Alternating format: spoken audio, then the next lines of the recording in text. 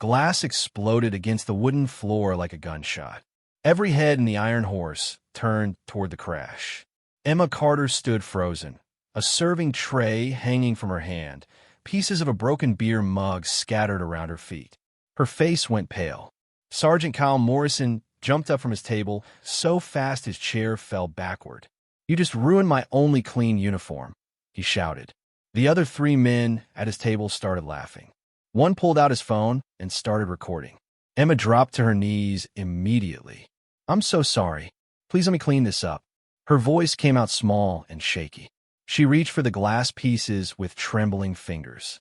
Morrison stepped closer, his boots crunching on the broken glass. "Sorry doesn't fix my pants. You know how hard it is to get beer out of dress blues?" His friends laughed louder. One of them, a man with a thick accent everyone called Santiago, whistled. "She's scared of you, Kyle. Look at her hands shake." Emma kept her head down, picking up each piece of glass. But if anyone watched closely, they'd notice something strange. Her fingers never got cut. She grabbed each sharp piece perfectly, like she'd done this 1,000 times before. Ryan, the man behind the bar, glanced at a small screen hidden under the counter. His jaw tightened. At a corner table, an older man in a faded jacket watched everything. Major Crawford had gray hair and calm eyes that missed nothing. He took a slow sip of his drink and waited. Morrison grabbed Emma's wrist and pulled her to her feet. "Stand up when I'm talking to you." Emma stumbled, almost falling. "Please, I need this job. I have a daughter who needs medicine." Morrison's grip got tighter. "That's your problem, not mine." Another man from Morrison's table stood up. Travis was built like a truck and had a scar running down his left cheek. "Come on, Kyle. She's just a waitress." "Let go. Back off, Travis." Morrison didn't even look at him. "This doesn't concern you." But something weird happened then. While Morrison held Emma's wrist, his smile faded for just a second. Her arm didn't feel right under his fingers. It wasn't soft like he expected. The muscle underneath felt hard as steel cable. He blinked, and the moment passed. Emma pulled her arm free and hurried toward the kitchen. "Wait, you're not done here." Morrison followed her. "You still need to get me a new drink. And pay for my uniform cleaning." The other customers looked uncomfortable. A young couple near the window stood up to leave. Morrison's fourth friend, a quiet man everyone called Davis, moved to block their path without seeming to. He smiled. "Where you folks headed? Show's just getting started." The couple sat back down. Ryan wiped the bar counter in slow circles, his eyes tracking everything. His hand stayed close to something hidden under the cash register. Emma came back with a towel and new beer. Her eyes stayed on the floor. "Here's your drink, sir. Free of charge." Morrison took the beer and deliberately poured half of it on the ground. "Oops. Guess you better clean that up, too." Someone in the bar muttered something about calling the police. Davis turned around fast. "No one's calling anybody. This is between them." Emma knelt again with her towel. As she wiped up the spilled beer, her eyes swept across the entire room. 3 doors, 2 windows, 1 emergency exit and back. She counted 6 other customers, 3 staff members, and Morrison's crew of 4. Her lips moved silently, like she was running numbers in her head. Morrison pulled something from his pocket. A photograph fell out and landed in the beer puddle. Emma's hand shot out fast, too fast, and grabbed it before it got soaked. For a split second, her movement looked trained. Military. Then she was back to acting scared. "That's my daughter," she whispered, holding the wet photo. Morrison snatched it from her hand and looked at it. Little girl in a wheelchair, surrounded by hospital equipment. "Where's Daddy in this picture?" Emma's breathing changed. It got slower, more controlled. "He died." Morrison's friends got quieter. Even they felt uncomfortable now. Travis shifted his weight. "Kyle, seriously, man, let's just—" Morrison tore the photo in half. Dropped both pieces in the beer puddle. Should have held onto him better. Emma went completely still. Not the stillness of fear. This was different. This was the stillness of a snake coiling before it strikes. The temperature in the bar seemed to drop. Major Crawford set down his glass carefully. Ryan's hand disappeared under the counter. He pressed something that made a soft beep. Morrison stepped on the torn photograph, grinding it into the wet floor with his boot. "You know what your problem is? You're weak. People like you shouldn't even." He never finished that sentence. Because Emma stood up slowly, and when she looked at Morrison, her eyes weren't scared anymore. They were cold, empty, dangerous. For 3 full seconds, nobody in that bar breathed. Travis's hand moved toward his waistband. Davis's smile disappeared. Santiago stopped recording and just stared. Something had shifted in the room. Everyone felt it. That basic animal instinct that says predator when you see certain things. Emma reached for her collar, like she was going to straighten her shirt. Morrison's hand shot out and grabbed the fabric. "You don't move unless I tell you to." He yanked hard on Emma's collar. The fabric ripped down the front, tearing from her shoulder across her chest. Morrison stumbled backward. The tattoo across Emma's upper chest made him freeze. Made everyone freeze. It wasn't a butterfly. It wasn't a flower. It was an eagle, globe, and anchor done in perfect black ink. The symbol of the United States Marine Corps. But that wasn't what made Morrison's face go white. Below the eagle were more words. A skull with a knife through it. Latin words that read first to fight. And at the bottom, in letters that seemed to burn, Phantom 6, Hellman, 2018. Old man Shun, sitting at table 5, whispered 2 words. Holy hell. His voice shook. Morrison's gun came out fast. Everyone on the ground. Now, the drunk act disappeared completely. His voice was sharp, trained military. Santiago and Davis pulled their own weapons. Travis moved to the door, blocking it. All 4 moved like they'd done this 100 times before. Customers screamed and dropped to the floor. Hands over heads. Everyone except Emma. She just stood there, her torn shirt showing that tattoo. Her face completely calm. On the ground, Morrison repeated, his gun pointed at her chest. Emma tilted her head slightly. "You don't recognize me, do you?" Her voice had changed too. The scared waitress was gone. This voice carried command. Authority. The kind of voice that made soldiers obey without thinking. Morrison's hand wavered. The gun shook just a little. "Your accent's slipping, Victor." Emma took 1 step forward. "The real one's coming through." Sounds more Ukrainian than Texas, doesn't it? Morrison's face went from white to gray. "How did you, Victor Petrov?" Emma interrupted. "Born in Odessa.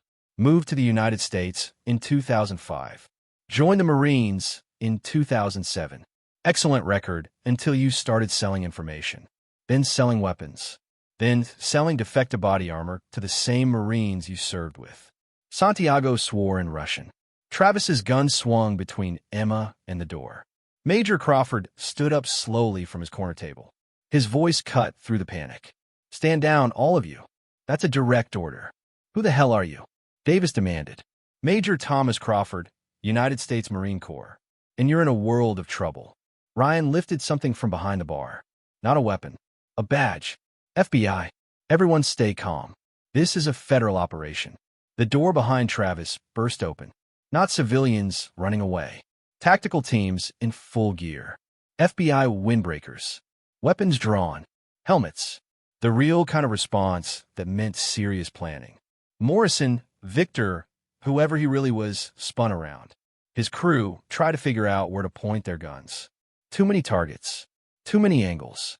Emma stood in the center of it all, completely calm. "How long?" Victor's voice cracked. "How long have you known?" 2 years, Emma said. 2 years since you sold body armor that killed my brother. Staff Sergeant David Carter.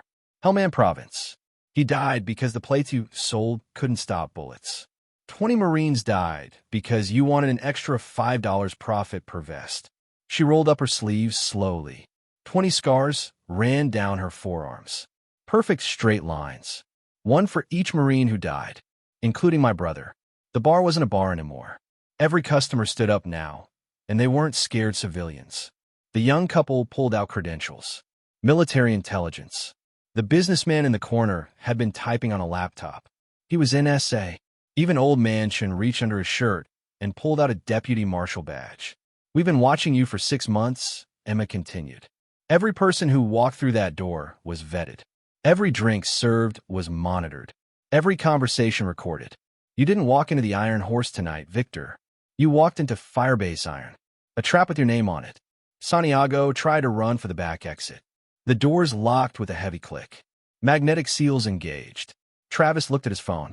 No signal. Emma smiled without warmth. We're jamming everything within 2 blocks. No calls out. No warnings to your bosses. Major. Crawford moved closer. Victor Petrov, you're under arrest for conspiracy, arms trafficking, and a murder of 20 United States Marines. Victor's gun dropped slightly. His face showed he understood how badly he'd been played. The intel, he said quietly. Newman was going to sell us classified satellite codes tonight. Intel was fake, Ryan said from behind the bar. I'm former CIA. You really think I'd keep anything valuable in a bar safe? Every code you were buying was already changed 6 months ago. Mrs. Chun stood up from her table. The elderly woman who'd been quietly eating soup. She pulled off her cardigan, revealing a service weapon. Army nurse, 3 tours Vietnam. And I'm tired of standing. Victor, can you sit down now? She said it so calmly, like she was asking him to pass the salt. Travis made his move then, grabbed for Mrs. Chun as a hostage. She was 70 years old and barely 5 feet tall. Should have been easy. Mrs. Chen's heel stomped down on his foot. Her elbow drove into his stomach. As he bent over, she rolled away, smooth as water. You're the 4th idiot this year who thought that would work, she said, adjusting her glasses. Emma's hand moved to her pocket. A tranquilizer gun appeared. The dart hit Victor in the neck before he could raise his weapon again. He had maybe 3 seconds to look surprised. Then his legs folded and he crashed to the floor.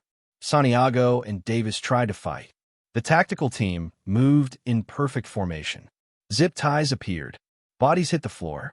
It was over in less than 30 seconds.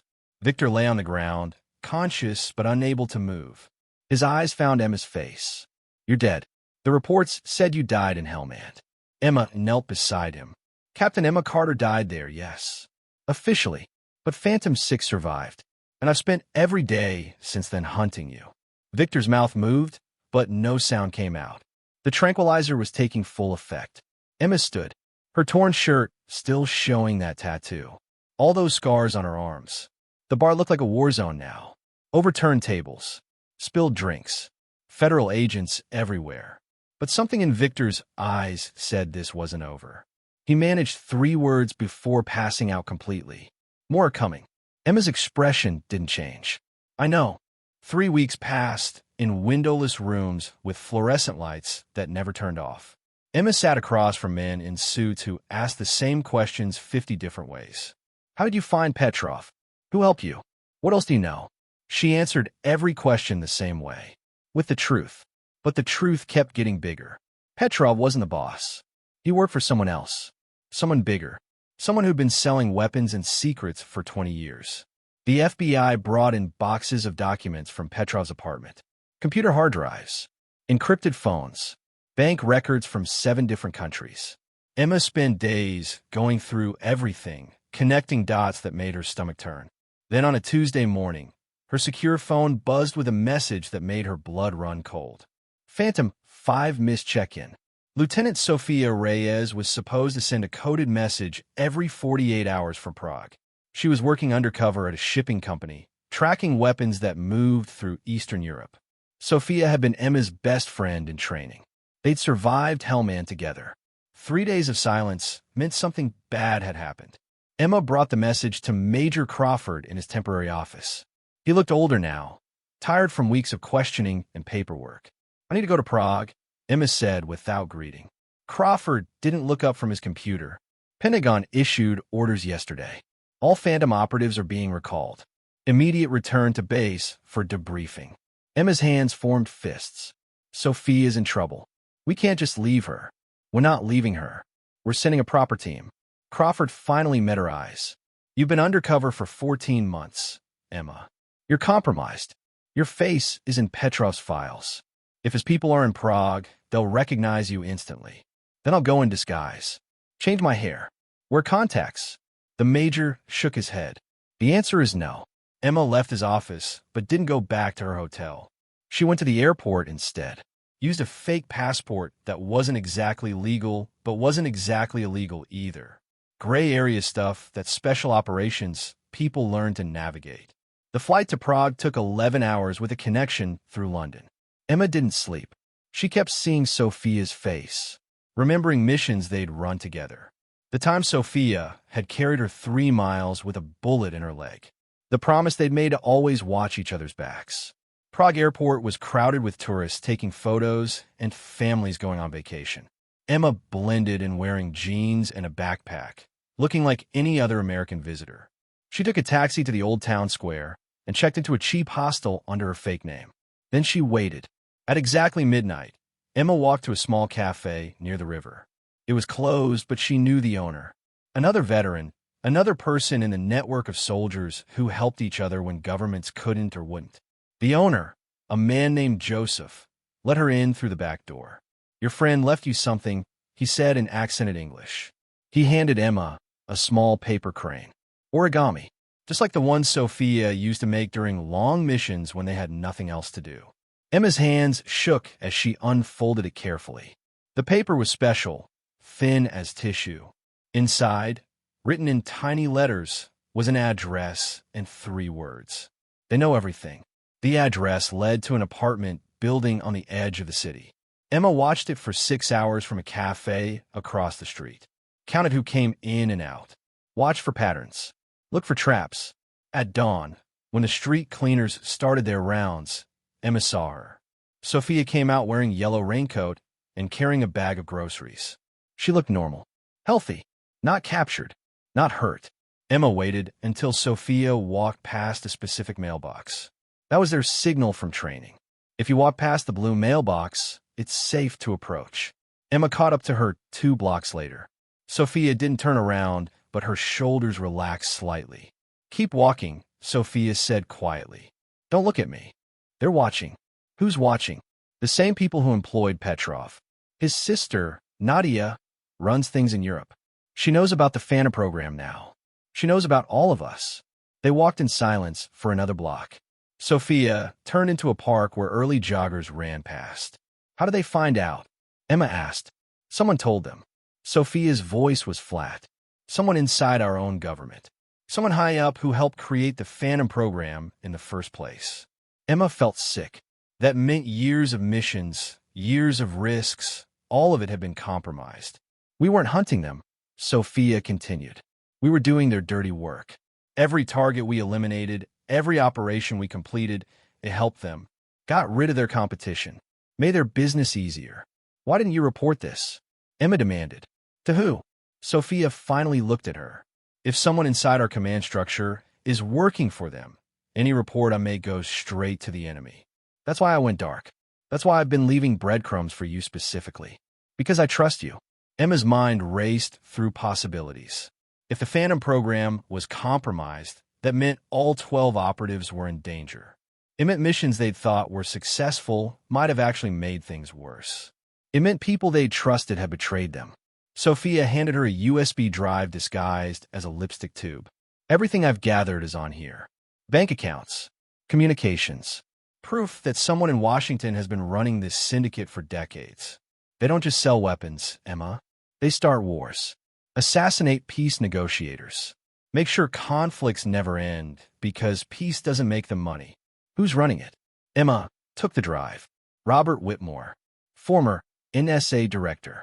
Currently works as a private consultant." Sophia's jaw tightened.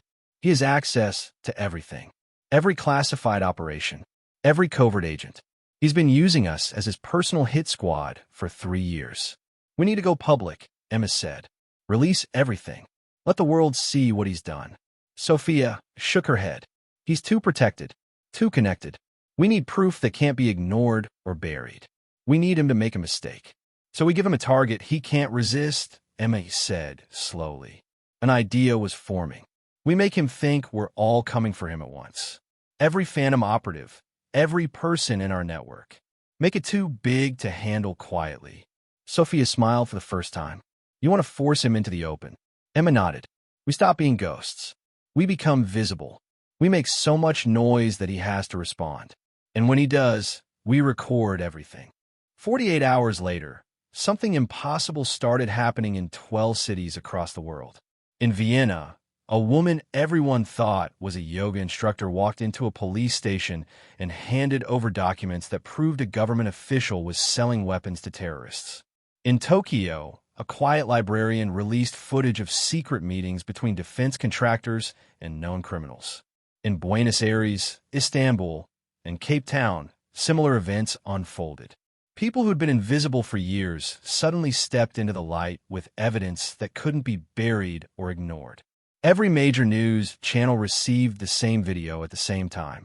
Emma's face filled the screen. Her voice was steady and clear. "My name is Captain Emma Carter, United States Marine Corps.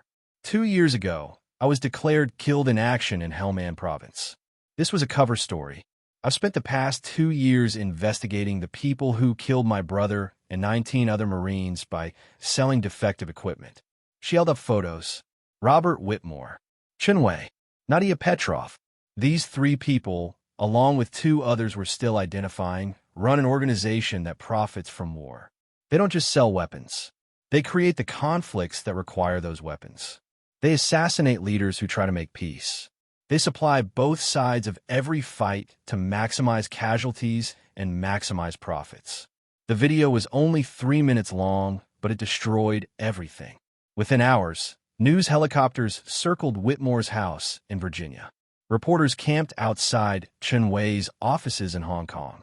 Swiss police surrounded Nadia Petrov's home in Geneva. But Emma wasn't done. The video was just the opening move. While governments scrambled to respond, the 12 Phantom operatives executed their real plan. They released everything at once. Financial records showing money flowing from defense contracts to offshore accounts. Emails discussing which conflicts to escalate. Photos of secret meetings. Audio recordings of conversations where human lives were discussed like stock prices. The evidence came from so many sources simultaneously that no single government could contain it. Some information went through traditional media. Some got posted online.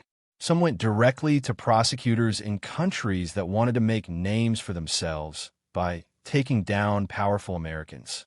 Whitmore tried to run. Airport security stopped him at Dulles with tickets to a country that didn't extradite to the United States. News cameras caught everything. His lawyer read a statement denying all charges. Nobody believed it. Chen Wei didn't run. He called a press conference in Hong Kong and claimed the documents were fake, manufactured by people jealous of his success. Then Phantom 7, a Marine named Marcus Chun, who happened to be Wei's nephew, appeared on camera. Showed his own scars from defective equipment his uncle had supplied. Explained how family dinners had been cover for gathering evidence. Wei was arrested while still at the press conference. Nadia Petrov simply disappeared. Swiss accounts froze. Her mansion was raided, but the woman herself vanished as completely as smoke. Emma knew Nadia would be a problem later, but that was a problem for another day. Today was about survival, because going public meant burning every bridge, every contact, every resource the Phantoms had built. Emma sat in a hotel room in Prague, watching the news coverage. Sophia was next to her. They'd both received calls from the Pentagon. Official calls demanding they return immediately for questioning and possible court-martial. Emma's phone buzzed again. Major Crawford's number. She answered.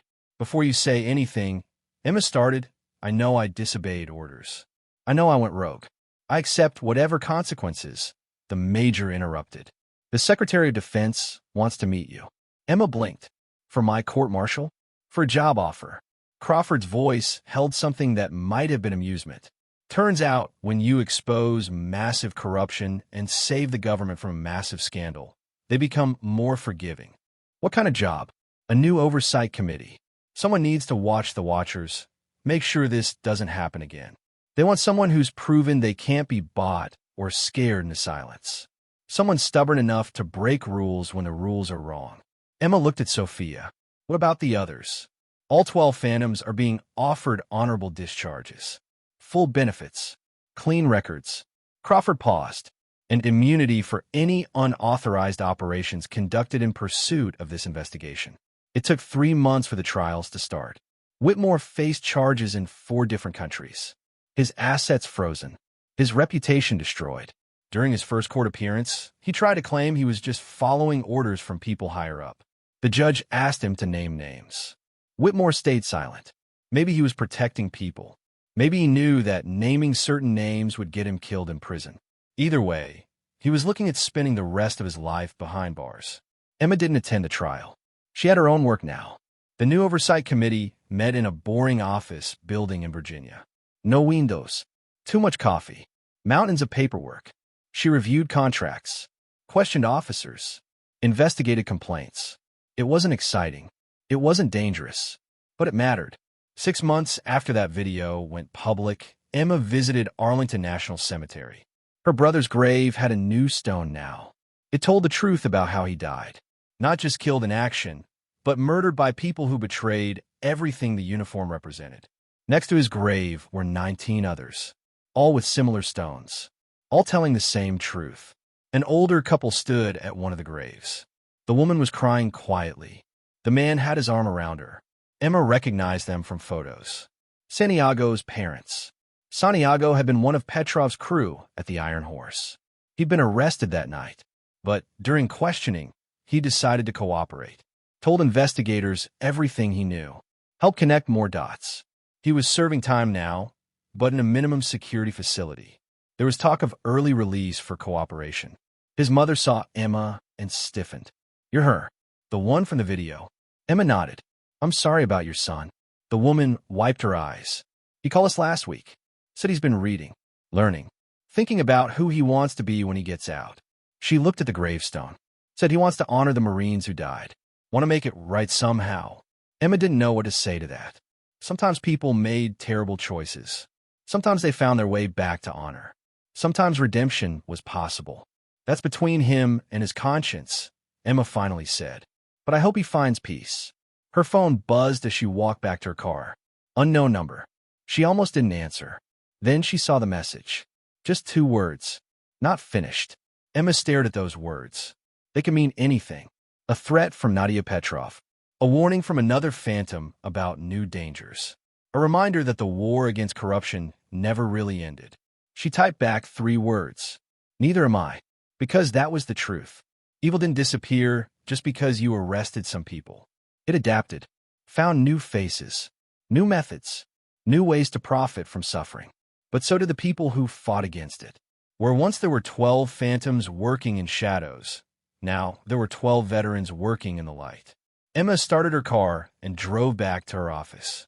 She had 3 contract reviews waiting, a meeting with a senator about defense spending, a stack of reports to read. Not exciting work, not dangerous work, but necessary work. Her brother's photo sat on her desk next to her computer. Next to it was the torn picture from that night at the Iron Horse. The little girl in the wheelchair who wasn't really her daughter, but represented all the children who suffered when adults chose profit over principles. Real warriors know that some battles are won with bullets, Emma thought. Others are won with truth. But the hardest battles are won by people who refuse to look away. When it would be easier to pretend they don't see the problem. She opened the first file and got to work.